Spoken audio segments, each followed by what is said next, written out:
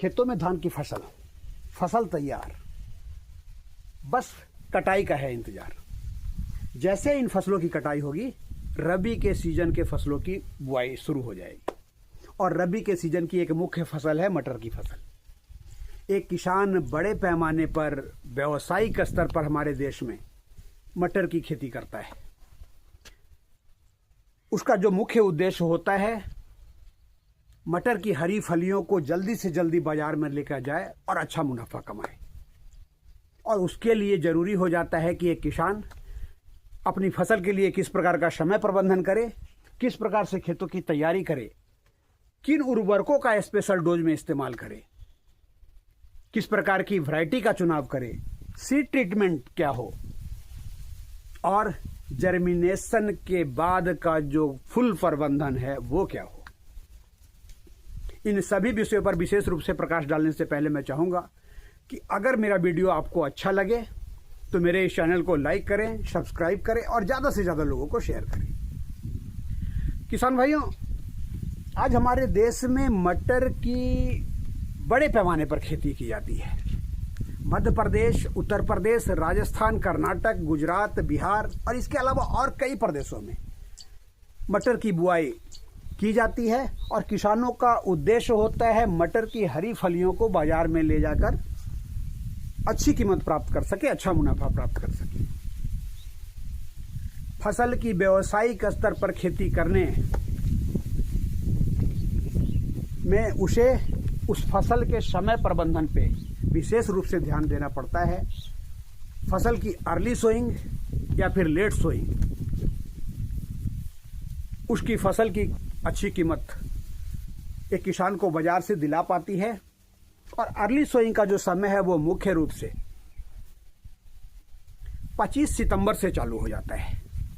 कई किसान 15 सितंबर से ही उसकी बुआई करना चालू कर देते हैं, तो लेकिन उस स्थिति में रिस्क ज़्यादा है, बारिश के चांसेस ज़्यादा होते हैं, टेम्परेचर ज़्यादा होता है, तो जर्मिनेशन में भी दिक्कत आती है। लेकिन 25 सितंबर से लेकर 15 अक्टूबर तक भी आप अपने फसल की बुआई करते हैं तो ये अर्ली वैरायटी के रूप में इसकी गिनती की जाती है। और इस समय टेम्परेचर जो है इस फसल के अनुकूल होता है। दिन का टेम्परेचर 28 से 30 डिग्री इस फसल को चाहिए होता है और ये लगभग इस समय के आसपास आपको मिल जाता है।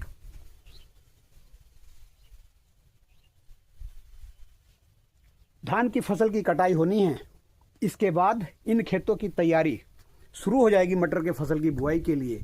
और उस तैयारी के पहले जो एक किसान के सामने समस्या है वो है इन पौधों के पराली की समस्या। इससे निपटने के लिए ज़्यादातर किसान पराली में आग लगा देते हैं।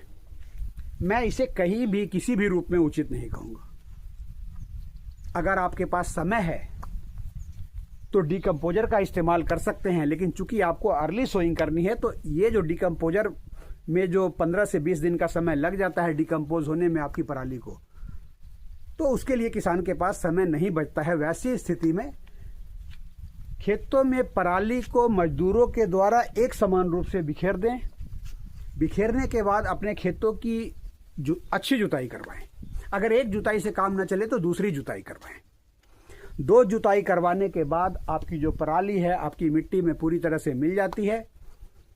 और ये पराली जो है वो आपके अगली फसल के लिए खाद का काम करती है। और ये जो खाद होता है इसके इस्तेमाल से किसान को कहीं भी परहेज करना नहीं चाहिए। खेतों की जुताई करने के बाद हमें वैरायटी का चुनाव करना है। अब वैरायटी के चुनाव में हम किस पर्पज से मटर की बुआई कर रहे हैं, ज़्यादा से ज़्यादा जल्दी उत्पादन लेना चाहते हैं, तो उसमें ये ज़रूरी हो जाता है कि हम कम समय अवधि के बीजों का चुनाव करें। और कम समय अवधि के बीजों में M7, AP3, काशी नंदिनी, ये ऐसी वैरायटी हैं जो 60 दिन में आपको उत्पादन दे देती है। और अगर आप इससे ज़्यादा दिन की समय अवधि वाली वैरायटी लेना चाहते हैं तो GS10 जो कई कंपनियों की है, और इनमें एडवांटा की GS10 आपको अच्छा उत्पादन देती है। आप इसका भी चुनाव कर सकते हैं। मटर की वैरायटी का चुनाव करने के बाद आपको मटर के बीजों का सीड ट्रीटमेंट करना होता है, और सीड ट्रीटमेंट के लिए आप अपने बाजार में उपलब्ध, एरिया के दुकानों पे उपलब्ध किसी भी फंगीसाइड से सीड ट्रीटमेंट कर सकते हैं। लेकिन आप सीड ट्रीटमेंट में झलोरा का इस्तेमाल करते हैं, वायर के नोटिवो का इस्तेमाल करते हैं, तो ये बढ़िया फंगीसाइड है। और इससे मटर की फसल में जो शुरुआती स्टेज में कई प्रकार की बीमारियां आती हैं, सूखने की समस्या आती है, उकटा की समस्या आती है, वो आपको दिखाई नहीं देंगी। जड़ गलन की समस्या आती है, उससे भी आपको।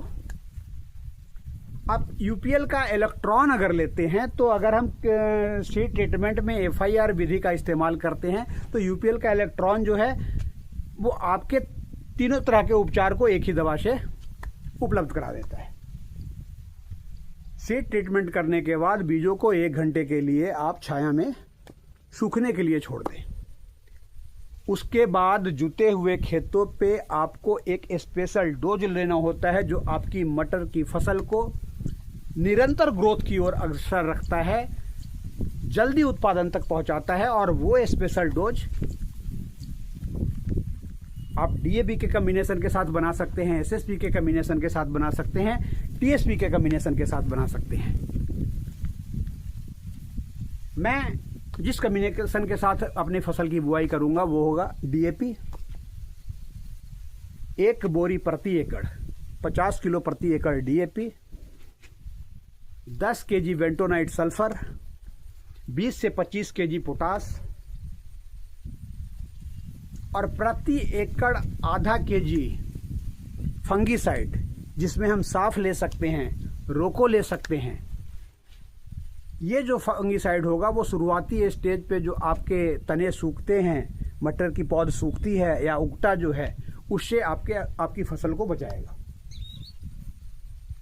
आप यहाँ पे इंसेक्टिसाइड भी ले सकते हैं, रिजेंट ले सकते हैं आप 3 किलो प्रति एकड़ के हिसाब से। इन सभी उर्वरकों को एक साथ मिक्स करके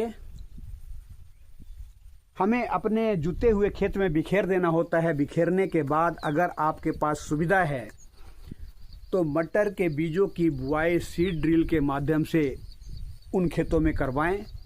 उसका फ़ायदा आपको ये मिलेगा कि सीड ड्रिल से आपके पूरे खेतों में जो जर्मिनेशन होगा, पौध होगी, वो एक समान होगी, और उस एक समान उगे हुए पौधों को लगभग समान रूप से धूप और समान रूप से हवा मिल पाएगी। लेकिन अगर सुविधा नहीं है तो छिट्टा विधि से भी बुआई करवा सकते हैं। हमारे इलाके में ज़्यादातर छिट्टा विधि से ही बुआई होती है, और मैं भी जो बुआई करवाऊंगा वो छिट्टा विधि से करवाऊंगा। छिट्टा विधि से अगर हम बुआई करवाते हैं और 60 दिन की वैरायटी का चुनाव करते हैं, तो वहाँ पे हमें बीज की मात्रा जो है वो बढ़ाकर रखनी पड़ती है। उसका कारण ये होता है कि कम समय अवधि वाले बीजों को जो है वो ग्रोथ का समय कम मिलता है, और कम मिलने के कारण हमें उन्हीं खेतों में ज़्यादा पौध की ज़रूरत होती है। और वैसी स्थिति को मेंटेन करने के लिए लगभग 60 केजी प्रति एकड़ बीज की दर हमें रखनी पड़ती है। हाँ, अगर हम GS10 की बुआई कर रहे हैं तो वहाँ पे 40 से 45 किलो में हमारा काम चल जाता है। बीजों को अपने खेतों में बिखेर देने के बाद हमें एक हल्की जुताई अपने खेतों में लेनी होती है, और उसके साथ साथ पाटा जो है खेतों में लगाना होता है। ये करने से मटर के बीज जो है वो मिट्टी में ढक जाते हैं। यहाँ पे ये ध्यान देना है एक किसान को कि बीज जो है वो ज़्यादा ज़मीन के नीचे ना जा पाए, ज़्यादा से ज़्यादा 1.5 इंच की गहराई तक जाए। स्प्रिंकलर के माध्यम से एक पानी का छिड़काव हमें उन खेतों में करवाना होता है। स्प्रिंकलर की सुविधा जिन इलाकों में नहीं है, ट्यूबवेल को चालू करके पंप के माध्यम से मजदूरों के द्वारा पानी का छिड़काव करवाएं।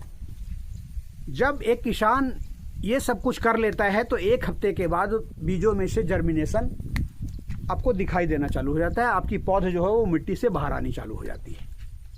किसान भाइयों, मटर की फसल में सबसे बड़ा जो प्रबंधन है या सबसे बड़ी जो समस्या है किसानों की, यहीं से चालू होती है। आज बहुत सारे इलाकों में नीलगाय की समस्या है, बड़े पैमाने पर नीलगाय की समस्या है। नीलगाय बड़े पैमाने पर किसानों की फसलों को बर्बाद कर रहे हैं, और मटर की फसल के वो विशेष रूप से दुश्मन है। एक बार उन्होंने आपकी मटर की फसल का टेस्ट ले लिया तो किसी भी इलाके में वो विचरण कर रहे हो, उनके दिमाग में आपकी फसल का टेस्ट बना हुआ है, जैसे ही मौका मिलेगा वो चट कर जाएगी। इसलिए उन पौधों को नीलगायों से बचाना बहुत ज़रूरी होता है। अब ये आप पे डिपेंड करता है, आपके संसाधनों पे डिपेंड करता है कि किस हिसाब से आप अपनी उस फसल की सुरक्षा नीलगाय से कर सकते हैं। जब आपकी पौध 20 से 25 दिन की हो जाए, वहाँ पे हमें एक सिंचाई की ज़रूरत पड़ती है। और मटर के पौधे में जब भी सिंचाई करें तो हल्की सिंचाई करें, स्प्रिंकलर के द्वारा सिंचाई करें या फिर पानी का छिड़काव करके सिंचाई करें। जब आप सिंचाई कर लेते हैं उसके 2 दिन बाद एक फंगीसाइड, एक इंसेक्टिसाइड और NPK 19-19-19 का एक बूस्टर डोज आपको फोलियर स्प्रे के रूप में अपने पौधों को देना होता है। अगर आप ये दे देते हैं तो आपकी जो पौध है वो तेजी से विकास की ओर आगे बढ़ती है। 40 दिनों की अवस्था में आपके पौधे में इक्का दुक्का फूल नजर आने लगते हैं। वहाँ पे एक सिंचाई एक किसान को और देना होता है, और जब वो सिंचाई आप दें तो उसके ठीक 2 दिन बाद फिर एक फंगीसाइड, एक इंसेक्टिसाइड और 0-52-34 अलग अलग इसका घोल बना लें और टंकी में एक साथ मिलाकर फोलियर स्प्रे के रूप में अपने खेतों में इसका छिड़काव करा दें। अगर आप सही समय पर इस प्रकार का प्रबंधन अपनी फसल को दे देते हैं तो ये तय मान के चलिए कि आपको अपनी फसल से एक बेहतर उत्पादन प्राप्त होता है। बेहतर उत्पादन प्राप्त होता है, बेहतर कीमत प्राप्त होती है, और बेहतर कीमत प्राप्त होती है तो आपको बेहतर मुनाफा मिलता है। और यही कारण है कि बड़े पैमाने पर लोग हमारे देश में मटर की खेती करते हैं और दिन पर दिन इसका रकबा बढ़ता जा रहा है। अंत में मैं आपसे विशेष रूप से यही कहना चाहूँगा कि मटर की खेती में समय प्रबंधन का बहुत बड़ा महत्व है। ये जो समय प्रबंधन है यही आपको अच्छी कीमत दिलवा पाएगी और यही आपको अच्छा मुनाफा दिलवा पाएगा।